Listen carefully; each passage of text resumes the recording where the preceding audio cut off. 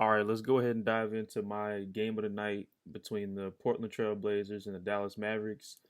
Dallas managed to pull this one out, 117 to 112 at home. Let's break this down piece by piece, starting with the Portland Trail Blazers side of it. The first person on their team that I want to discuss is Jeremy Grant. I think honestly he's starting to put together a all-star caliber season when you look at it. He has his team top three in the West currently. No, actually they're tied for second. He's having a great season. I think he has one or two buzzer beaters. He some nights is the second star to Damian Lillard. Tonight he finished with 37, 6 and 2 on 13 for 22 from the field. He hit some really tough shots down the stretch. When Dame couldn't get anything going, he was giving it up to Jeremy Grant. You can tell he trusts him a lot, and he really appreciates having that guy that he can go to in addition to Anthony Simons. But Anthony Simons kind of does the same stuff Dame does, so it's nice to kind of have a different type of player to go to. And I'm really impressed with what he's done. If you watch this progression from Denver, the year or two that he spent in Detroit to now, his game has evolved leaps and bounds, and I'm really you know proud to see like what he's kind of evolved into. I think it's a great success story. Next, we can talk about Dame a little bit. Obviously, he does Dame things. He finished at 29, 12, and 7.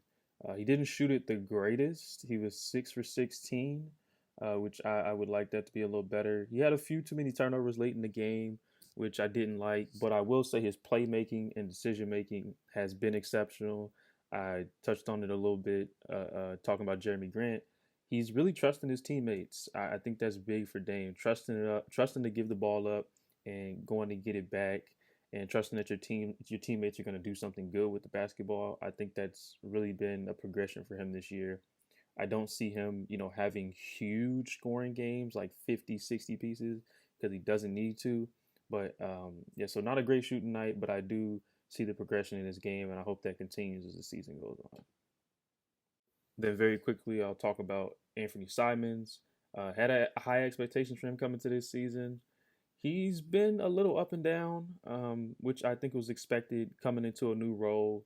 He got to play a lot last year, but it was without Dame. So, of course, there's going to be an adjustment period, playing alongside Dame and, learning that role a little bit and having got new guys like Jeremy Grant and Josh Hart into the lineup.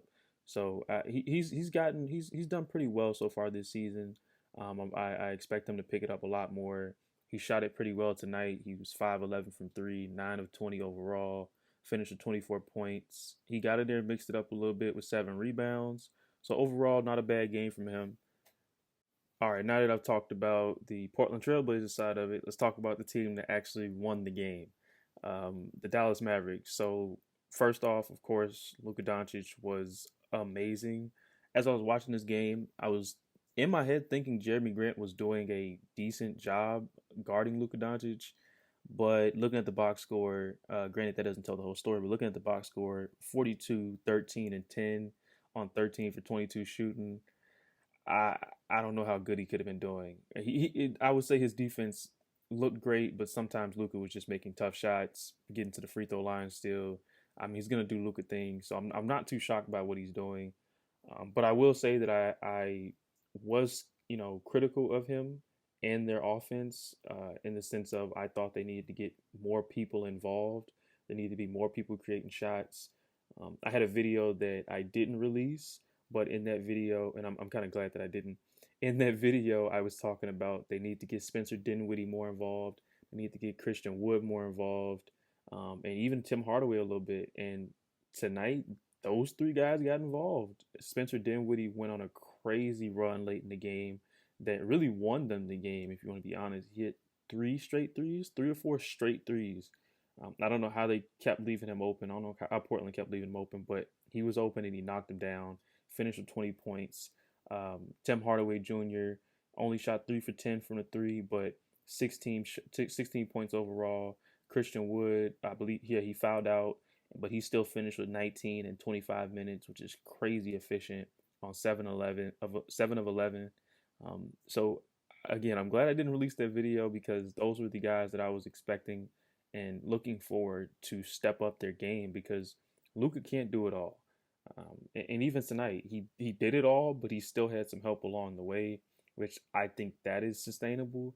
But if Luka is putting up 42, 10, and 13, and he's not getting these guys coming along with him, I think that can be something for him that's not sustainable over a long season. But games like this, if you're going to have three other guys with you scoring more than 15 points, I think that's something that he can replicate throughout the season. But overall, good win for the Dallas Mavericks. I honestly thought that the Portland Trailblazers were going to, well, finish this game off at the end. They won. The Mavericks went on a flurry late in the game, blew the game wide open, and managed to pull it out. So props to the Dallas Mavericks. Hopefully, they can keep it up the rest of the season.